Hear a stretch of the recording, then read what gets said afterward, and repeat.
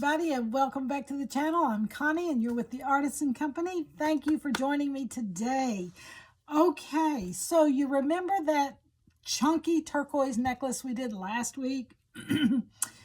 My friend came and gave me these and she said, "Oh my gosh, are these real?" I said, "Yes, they are." And she said, can I have some jewelry? Can I have some jewelry? So here's where we're going. This is the beautiful necklace that we finished last week. Today, we're going to do the earrings that she wanted. And so here is where we're going, just so you can see.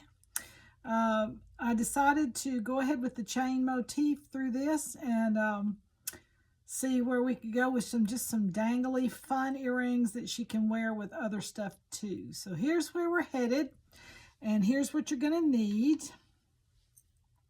Obviously, you're going to need some big chunky piece of stone or a chunky bead of some kind, and I picked out these.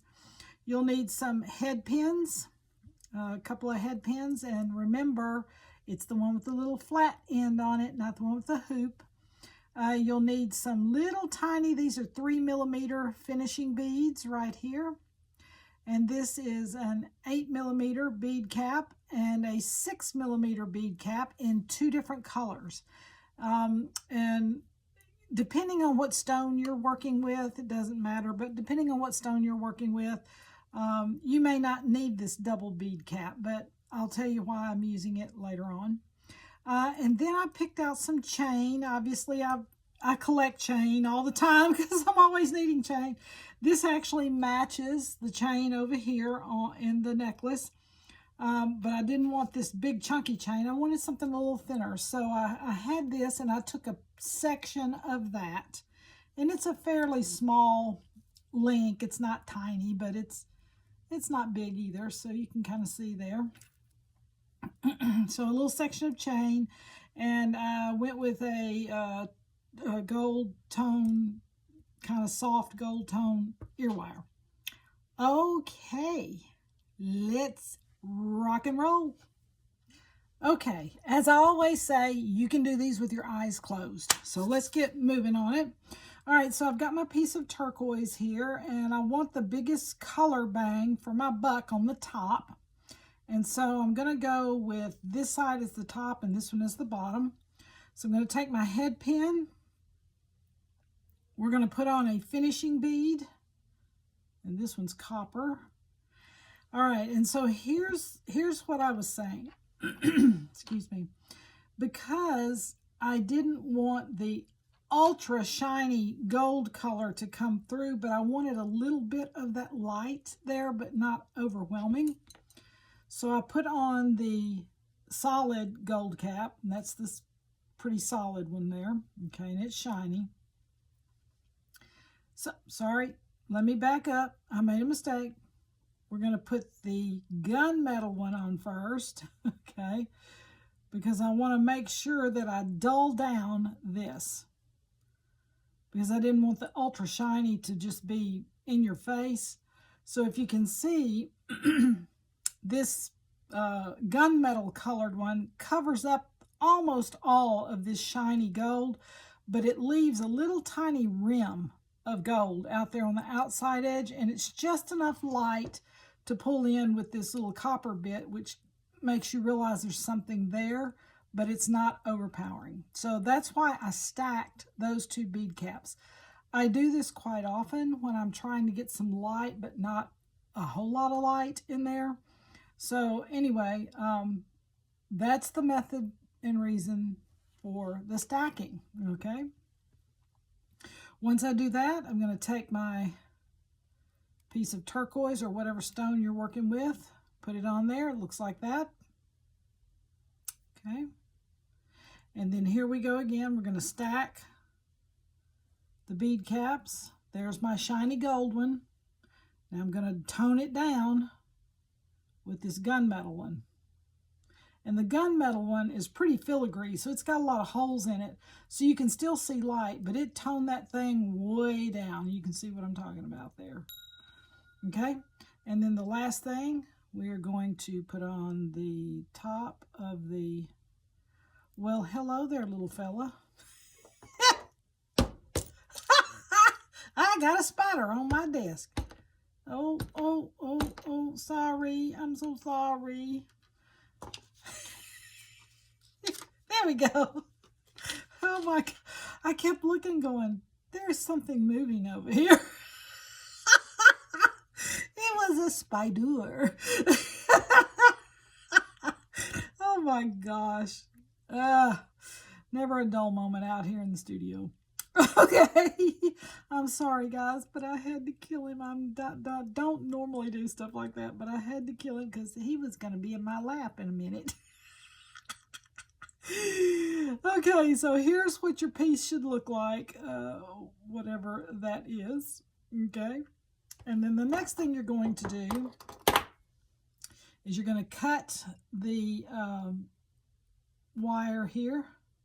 And you can see how archaic my tools are here.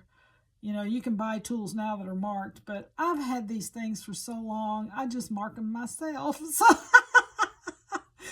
hey, I just kind of look for, you know, new ways of doing something. Okay, so I'm going to clip that right there. And then if you have a looper, use your looper. If you don't have a looper, then, you know, you need to make your own loop.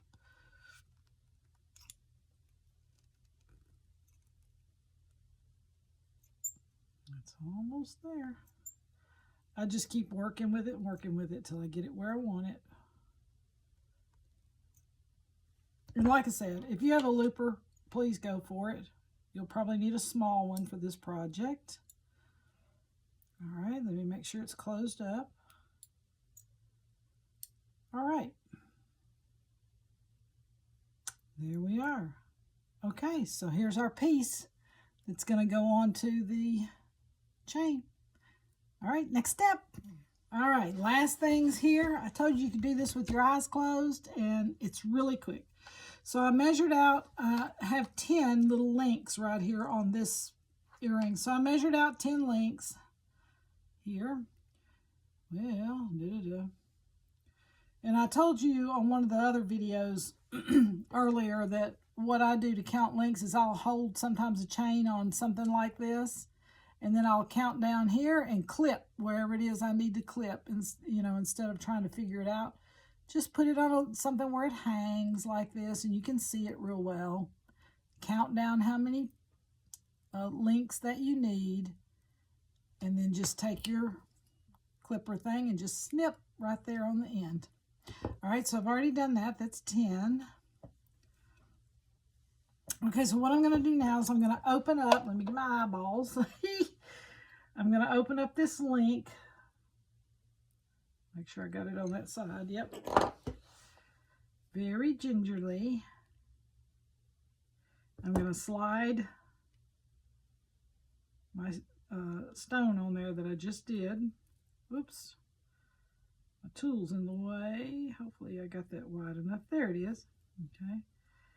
I'm going to close it back up. And when you close it up, use a magnifying glass or something to let you know that the ends of that link right there are closed. You want to make sure that they are closed. You don't want anything sliding out.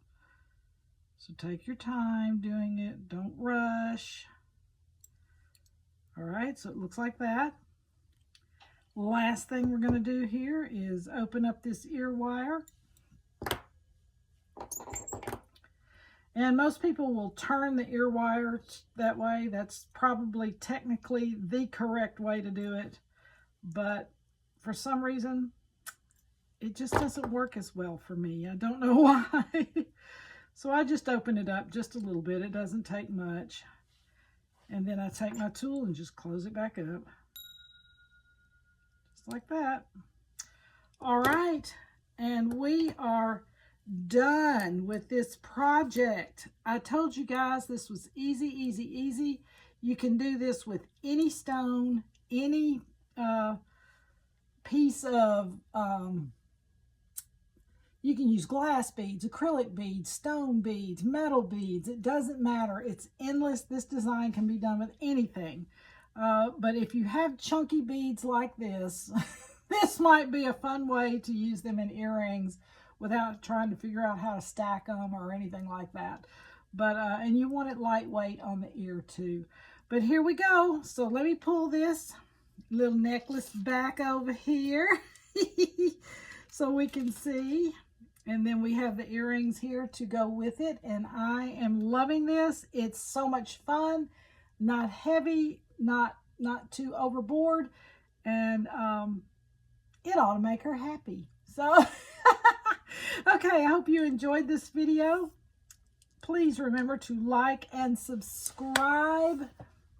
Comment. I love to hear your comments. I love the dialogue with you guys.